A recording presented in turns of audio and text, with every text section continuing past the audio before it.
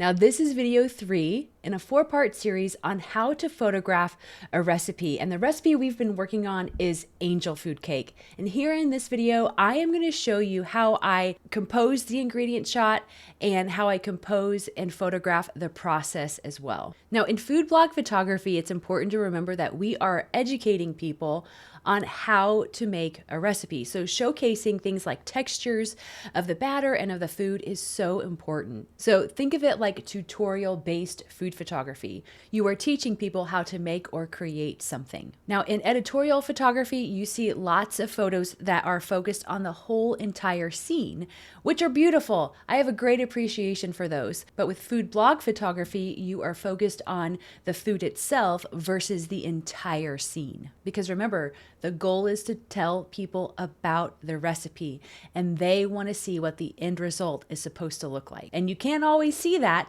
when you're far away from the recipe. All right, so let's keep moving on with our recipe. Now, the ingredient shot is a single shot that bloggers use at the beginning of their blog posts. So when I'm arranging ingredients, I want to make sure that there is plenty of space in between each item so they can label them as needed. It's a pretty boring shot in theory, so how can you make it more interesting but still makes sense?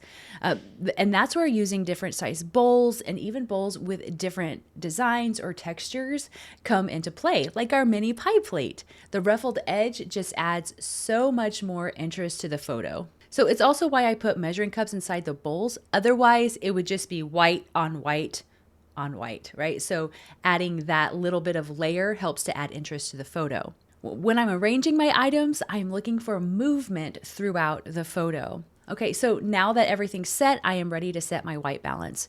Using an expo disc is so helpful to setting your white balance. I have used it for years and I absolutely love it because it saves me so much time editing and the end result is just better. All right, so now I just have to pour the remaining ingredients into my teaspoons and now I'm ready to photograph. So I'm using a 50mm lens. It's one of my favorites. So I grabbed a stool so I could stand over the top for my overheads and I took a photo. And it was good, but I didn't love it. It just kind of felt like there was something missing. So what I decided was instead of having the vanilla in the measuring spoon, I opted to pour it into a little bowl, I think which made more sense anyway because it's liquid. So now I have 5 items on my board and we know that photographing and having a group of odds just kind of creates more balance. So here's the finished photo and a before and an after of what it looked like. And I really like the addition of the little bowl. So now I'm going to start the actual process of the recipe. So I cleared my board and I brought in my food processor. So the first step was to put the sugar in the food processor. So I grabbed a photo of the sugar right there in the bowl, and I did 2 different photos, one with the items in the background and one without, so it was just the food processor itself. Then I went on to the next step, which was processing the sugar. So I didn't photograph that, but I removed the cup of sugar and then I added the flour, I pulsed it, and then I took a photo of what it looked like pulsed. So I got the flour and sugar from 3 different angles just to help show the texture of what the pulsed ingredients are supposed to look like because again, people want to know the texture. They want to know if they're doing it right. So now I am ready to start on my egg whites. So I started with the egg whites in the bowl with the cream of tartar and I took a photo before I turned it on.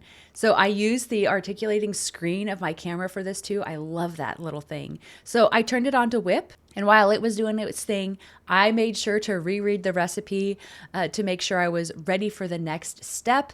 And then I paused to get a photo of the eggs as they were frothy. And then when I turned it back on, I took a photo from the side. If you have a Kitchenaid, I cannot stress to you, having a clear bowl is a must if you're a food photographer. Now, when the eggs were done, I pulled the whisk out. I gave them a little swirl because I wanted to show how stiff the peaks should be. Again, people need to know this information. And of course, I grabbed a photo overhead. So the next step was to sift the flour and sugar mixture into the egg white. So to show this, I just set the sieve over the top of the bowl with the flour inside. So there's really no reason to complicate it. So then I gently folded the flour into the egg whites and I took a photo overhead of what the folds looked like. And I actually thought it turned out really cool. Then I poured the batter into my angel food cake pan and I spread it around. I always have a wet towel in my office to keep my hands and my camera clean. Then I photographed it from overhead. I swapped out lenses to my 100 and I got it from a 45-degree angle. And you know what, guys? That's it. It's time for the oven. Now, one thing I want you to notice about the photos that I took was that a majority of them were overhead. And this is because of that tutorial-based photography that we are teaching people how to make or create something. So we're often taking photos, especially of the process, overhead. Now, there were a couple of times whenever I went in for a 45-degree angle, and that was to showcase like the texture of the flour and the sugar. I did a side shot of the mixer just because I thought it was cool. Not that that would necessarily help somebody, but it was just a fun photo to be able to add to the session. So in the next video, I'm going to show you how I photograph heroes, and we're going to use a lot more angles and a different lens to help us get those nice close-up photos that we need of our end result. So just click the link to watch the next video.